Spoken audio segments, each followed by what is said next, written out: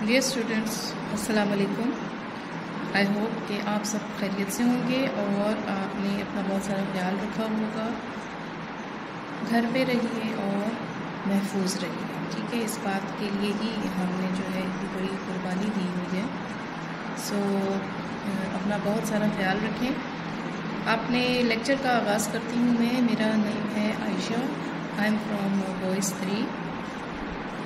Now you can see your May task on the screen, ठीक है। आपको आपकी स्क्रीन पर May task नज़र आ रहा है जो कि मौजूद है पेज 1 के ऊपर। और मैं इस वक्त क्लास 6 के मैथ्स के May task के बारे में आपसे डिस्कस करूँगी, ठीक है। क्लास 6 पेज 1 के ऊपर मौजूद है May task में जो आपको पेजेस मिले थे, ठीक है। So this is your May task of mathematics. So students, आपको याद होगा कि अपने पिछले लेक्चर में मैंने आपको बड़े अच्छे तरीके से क्लियर किया था कि सेट किसको कहते हैं।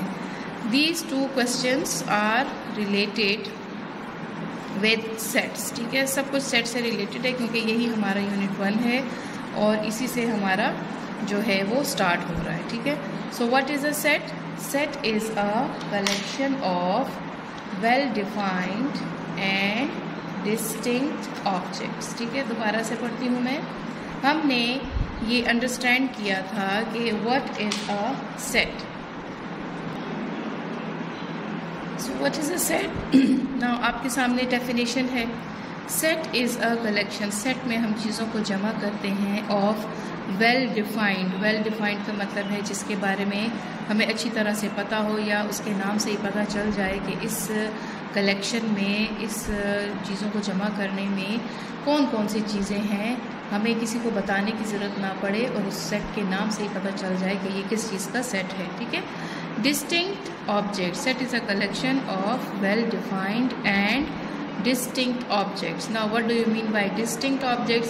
Distinct means not 2 objects in a set are identical or same. यानी सेट में कभी भी 2 चीज़ें एक जैसी नहीं हो सकती, ठीक है। Set distinct means not 2 objects in a set are identical or same, ठीक है। क्लियर हो गई ये बात कि सेट किसे कहते हैं। सेट ऐसी कलेक्शन ऑफ थिंग्स होता है, ऑब्जेक्ट्स होता है जो कि वेल डिफाइंड होती है, यानी जिसके नाम से ही हम उसकी चीज़ों के बारे में फ़ौरन समझ जाते हैं कि इस कलेक्शन में कौन कौन सी ऑब्जेक्ट्स मौजूद होंगी, ठीक है। और कोई भी 2 ऑब्जेक्ट सेट्स के अंदर कभी भी एक जैसी नहीं होती, ठीक हो गया। अच्छा जी, इसके बाद आपके पास जो है क्वेश्चन नंबर जो 1 है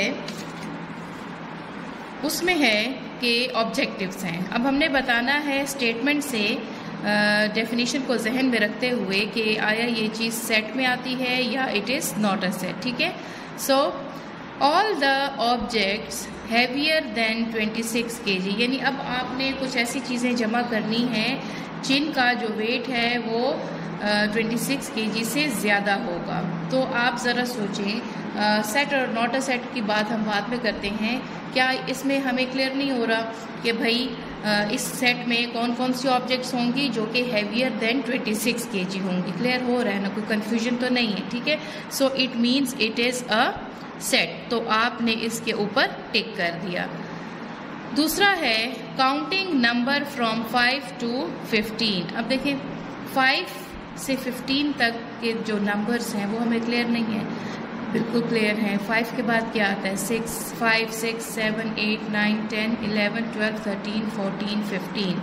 यानी बग़ैर सिर्फ मैंने स्टेटमेंट को पढ़ा और मुझे समझ आ गई कि भाई इसके एलिमेंट्स कहते हैं कि 5 से लेकर 15 तक इसमें नंबर्स मौजूद हैं। तो मुझे क्लियर है ना, मुझे कोई कन्फ्यूजन नहीं है। मैंने फ़ौरन जो है वो मैं इसका सेट बना लूँगी और मैं उसके ऑब्जेक्ट्स को उसके अंदर लिख दूँगी। So it is also a set because it is clear, it is well defined.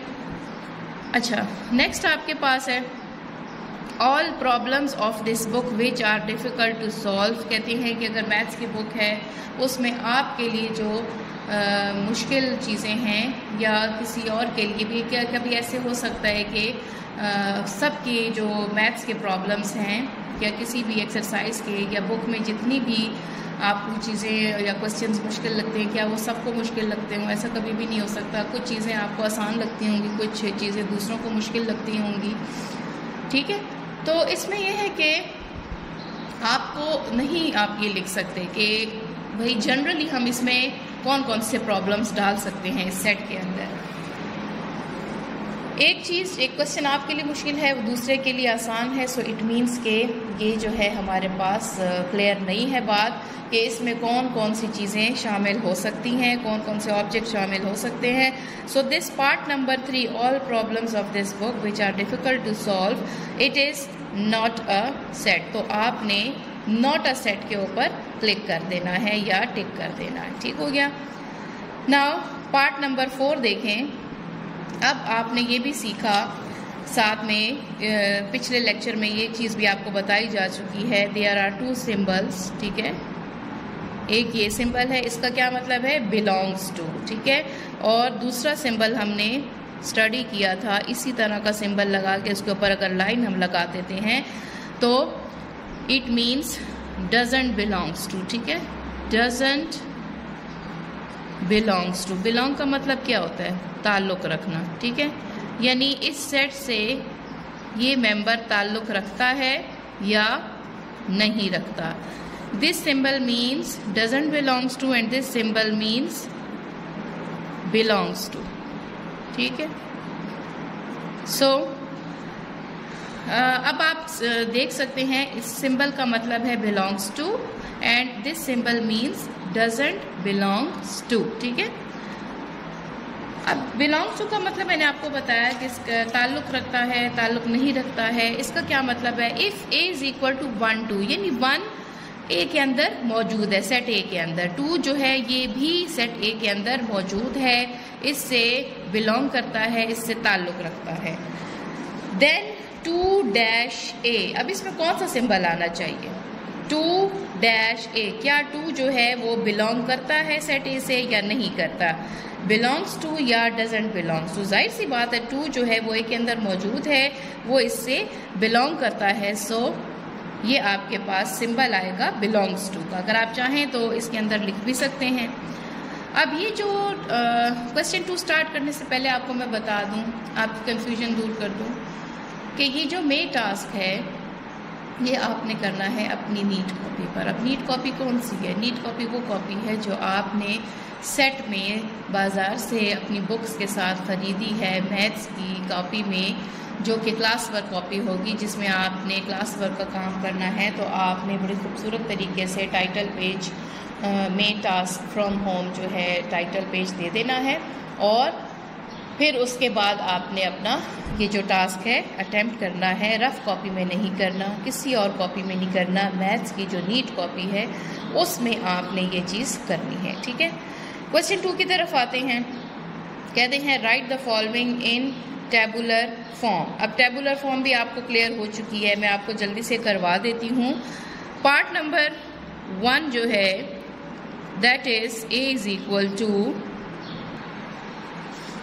अच्छा ये पार्ट नंबर 1 है, A is equal to set of days in a week, ठीक है। Set of days in a week कहते हैं आपके पास जो सेट ए है वो set of days in a week. अच्छा जी, अब आपको पता है कि टेबुलर फॉर्म के लिए जो है हमेशा कैपिटल अल्फ़ाबेट उसको हम रिप्रेजेंट करने के लिए लेते हैं, कर्ली ब्रैकेट का इस्तेमाल होता है, और जितने भी इसके मेंबर्स हैं उनको कॉमा की मदद से सेपरेट किया जाता है, ठीक है। सो अच्छी तरह हमें पता है कि set of days in a week कौन कौन से हैं, Monday, Tuesday, Wednesday, then Thursday, Friday and Saturday, comma Sunday, ठीक है। हर एलिमेंट के बाद आपको कॉमा नज़र आ रहा है, ये आपने ज़रूर पुट करना है। अगर कॉमा पुट नहीं होगा तो ये आपके पास जो है रॉन्ग कंसिडर होगा, सो कॉमा आपने ज़रूर लगाना है, ठीक हो गया। अच्छा जी, ना पार्ट नंबर 2 आपके पास है सेट ऑफ प्राइम नंबर्स, ठीक है। सेट ऑफ प्राइम नंबर्स के बारे में भी आप अच्छी तरह जानते हैं, पहचानते हैं कि प्राइम नंबर्स कौन से होते हैं। वो नंबर्स जो 1 के टेबल में आते हैं और अपने टेबल में आते हैं या डिवाइड होते हैं 1 पे या अपने नंबर पे और किसी टेबल में वो नहीं आते। सो और इसमें देखिए हमें कोई ये नहीं कहा गया कि set of first 5 prime numbers या set of prime numbers up to 16 या 20 मीन्स के कोई लिमिट नहीं है, सिर्फ हमें कहा है कि सेट ऑफ प्राइम नंबर्स। ठीक हो गया। तो हम किस तरह से सेट को शो करेंगे, लिखेंगे B, capital B is equal to curly bracket, set of के लिए हम लिखते हैं करली ब्रैकेट, और प्राइम नंबर्स कौन से हैं 2, 3, 5, 7, 11, एंड ये जो 3 डॉट्स हैं ना, ये क्या शो करते हैं कि they are uncountable. We can't write all prime numbers here because they are uncountable. इसका मतलब ये नहीं है कि सेट 2 से स्टार्ट हुआ है और 11 पर ख़त्म हो गया है, नो। ये 3 डॉट्स आपने इसी ज़रूर शो करने हैं जो हमें ये बताएंगे कि वो सारे जो हम यहाँ नहीं लिख सकते, वो सारे नंबर्स जो कि प्राइम नंबर्स हैं, तो वो इसके अंदर मौजूद है। ये 3 डॉट्स हमें ये बताते हैं। अगर आप ये 3 डॉट्स नहीं लगाते, आपका सेट रॉन्ग कंसिडर होता है। क्यों? क्योंकि 2, 3, 5, 7, 11 सिर्फ ये प्राइम नंबर्स नहीं, इनके अलावा बेतहाशा अनकाउंटेबल प्राइम नंबर्स मौजूद हैं, लेकिन हम सब के सब यहाँ पर मेंशन नहीं कर सकते। उसके लिए हम ये 3 डॉट्स जो हैं यहाँ पर प्लेस करते हैं। ठीक है। नाउ पार्ट नंबर 3 आपके पास है set C is equal to set of first 10 natural numbers. ठीक है, set of first 10 natural numbers. ठीक हो गया। तो नेचुरल नंबर्स कौन से होते हैं? वो नंबर्स जो कि 1 से स्टार्ट होते हैं। C अपनी जगह पर, कैपिटल इक्वल का साइन, सेट ऑफ के लिए करली ब्रैकेट आ जाएगी। अब इन्होंने ये नहीं कहा कि सारे नेचुरल नंबर्स, अगर फर्स्ट 10 यहाँ मौजूद ना होता तो हम इसी तरह 3 डॉट्स से इसको शो करते, लेकिन हमें लिमिट दे दी है। ठीक है, set of first 10 natural numbers. ठीक है, नेचुरल नंबर्स कौन से नंबर्स होते हैं? जो 1 से स्टार्ट होते हैं। अब फर्स्ट 10 कौन से होंगे? 1, 2, 3, 4, 5, 6, 7, 8, 9 एंड 10 एंड करली ब्रैकेट क्लोज। ठीक है, एंड पे और स्टार्ट में करली ब्रैकेट आपने ज़रूर पुट करनी है, because these are the demands of curly bracket.